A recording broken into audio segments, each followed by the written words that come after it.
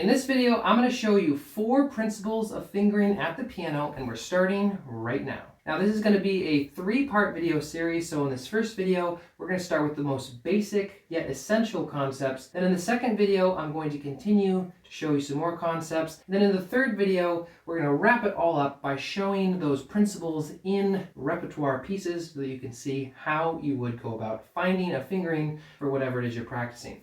All right, so the first principle we're going to discuss today is direction. So we have to determine which direction the notes are going. Are they going up the keyboard or are they going down the keyboard? And depending on which direction they're going, we're going to start on a different side of the hand. So if the notes are going down the keyboard, we want to start probably with the 5th finger or the 4th finger, or maybe the 3rd finger. We probably are not going to want to start with the 2nd finger or the thumb because we're going to run out of fingers. Vice versa, of course, if we're going up the keyboard, we're going to start with, let's say, the thumb or the 2nd finger, okay? Now, the reason why we want to do this is we don't want to run out of fingers. Obviously, you could start with 3 and then cross in the thumb immediately. But generally speaking, we want to cross over the thumb as little as possible because thumb crossings are actually quite challenging, and that's a really good opportunity, or a bad opportunity, really, to have a hesitation, or it's difficult to make those thumb crossings always really smooth depending on what we're playing. So you always want to look at what direction it's going and think, okay, I want to start with the lower finger on the hand, and if you have to cross on the thumb at least once, that's fine, but we certainly don't want to cross 2 or 3 times, etc. So that's a really important thing to think about. Obviously in the left hand, it's going to be the same except for backwards. We want to start with a lower finger, meaning 5 or 4, etc. Or if we're going down the keyboard, we want to start with maybe 1 or 2. Let's go ahead and take a look at the second concept now, which has to do with recognizing patterns. And actually, the rest of these concepts have to do with recognizing patterns. So the first pattern that we can recognize in music is a scale pattern. And this is really simple, but I think it's important to think about that if you have a passage in a piece of music and you say, okay, I have sort of determined that the piece is in E flat major, and this is an E flat major scale, then that would mean, of course, that you would just use an E flat major scale fingering. Obviously, this necessitates knowing scale fingerings, so if you don't know them, make sure and learn them because it really does help a lot, okay? If you're in the key of G major and there's a passage, it doesn't have to be a full scale to the octave, but it's basically like a fragment of a scale or something like that.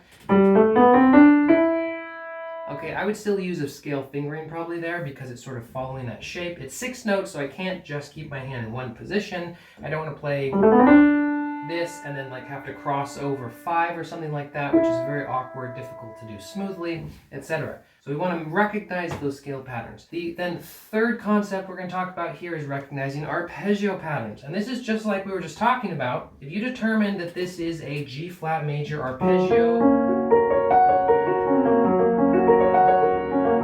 something like that, then of course you're going to use whatever fingering you would if it was just an arpeggio that you were practicing in your warm-ups. Then the fourth concept here, it has to do with recognizing chord patterns, okay?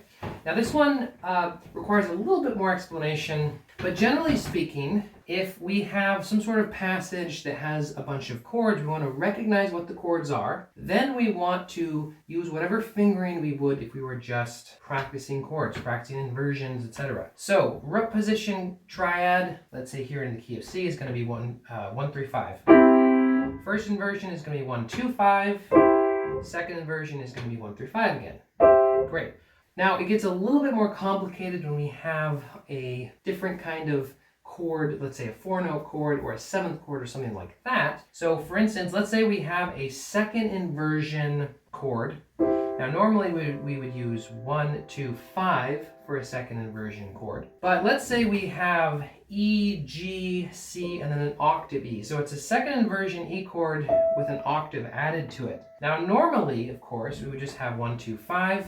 This wouldn't be a normal sort of chord that we might practice. If you're practicing inversions, you're probably not necessarily going to practice them with the octave, although maybe you will. In which case, this will be automatically what your hand goes to. But if you find some sort of chord that you don't necessarily recognize, it's a chord with an added note or something like that, and you're like, okay, well, it's slightly different, so you're not sure. Just play it, try a couple different fingerings, and see what feels comfortable. And that's the last thing I just want to mention briefly here, is that try some different fingerings and see what feels comfortable in the hand. If it feels really awkward, like for instance, the second inversion with the octave added to it, if I use 3 instead of 4, you can see it looks much more stretchy in my hand, versus this is actually really nice. It feels good, doesn't really feel stretchy at all.